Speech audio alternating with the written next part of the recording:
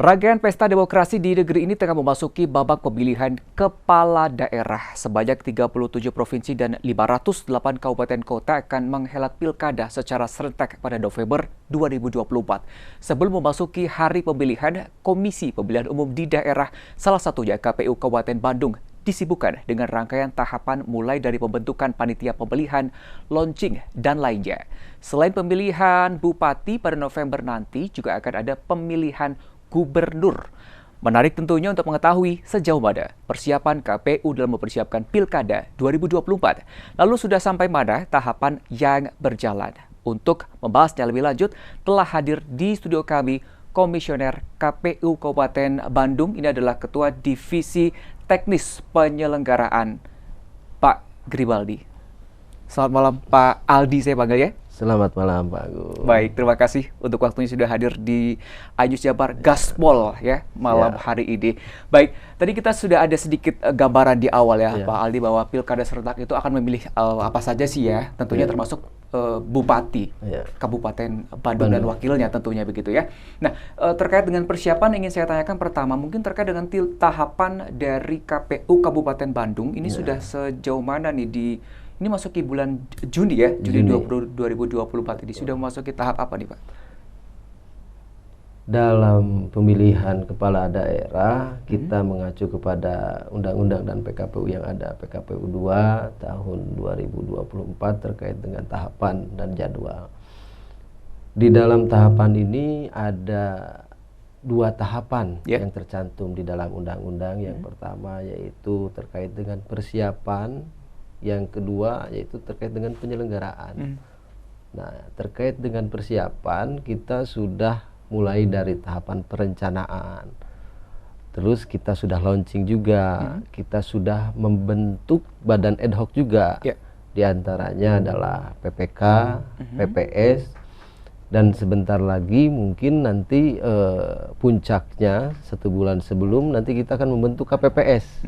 Namun sebelum itu pun sekarang kita sudah mendapatkan DP4,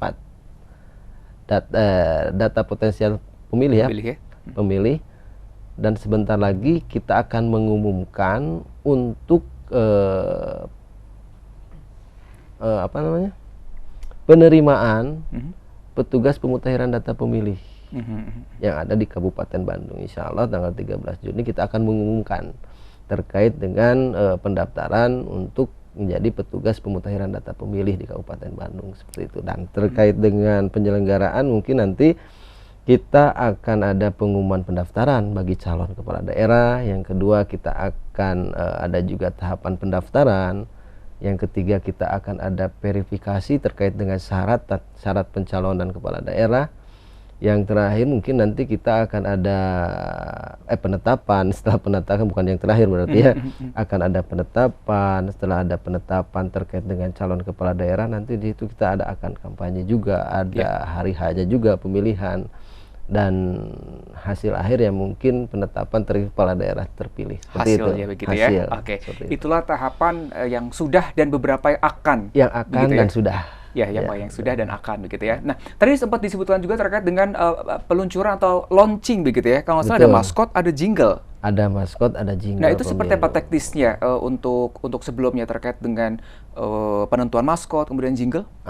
Terkait dengan penentuan maskot dan jingle, kita mengumumkan kepada masyarakat umum agar ikut berpartisipasi dalam memeriahkan terkait dengan apa yang akan dimunculkan di Kabupaten Bandung, apakah itu maskot dan terkait dengan jingle. Alhamdulillah mungkin setelah kita bekerja sama dengan salah satunya yaitu Telkom University, yang dimana mungkin mereka lebih pengalaman dari kita terkait dengan desain, terkait dengan filosofi, kita banyak masukan dari mereka. Kita mendapatkan salah satu calon terpilih, salah satu yang sudah terpilih, yaitu maskotnya Surili.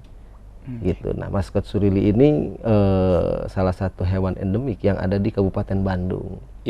Salah satu, meskipun ini peredarannya atau populasinya dari Jawa Barat kan, seperti itu. Yeah. Tapi di Kabupaten Bandung salah satunya adalah hewan endemik yang ada di Kabupaten yang Bandung. Paling mendominasi berada di Kabupaten Bandung, begitu ya. Dan kebetulan dinamakan oleh yang mengajukan itu Kang Baja dan Nyai Baji. Apa gitu. tuh, Pak?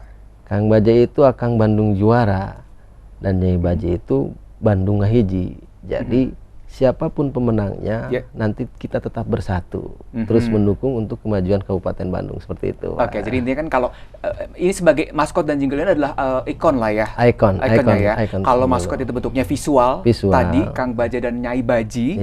Kalau jingle ini audio begitu ya. Audio. Jadi memang ini tadi teknisnya kalau bisa saya rangkum dari masyarakat.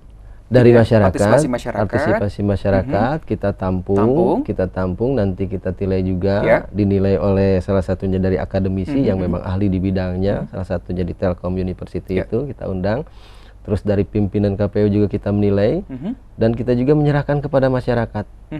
Kita melihat pot masyarakat sejauh mana suara yang terbesar itu nanti kita akumulasikan, dan yang terpilih adalah yang sudah kemarin dilaunchingkan. Juara ide begitu ya. Oke, luar biasa.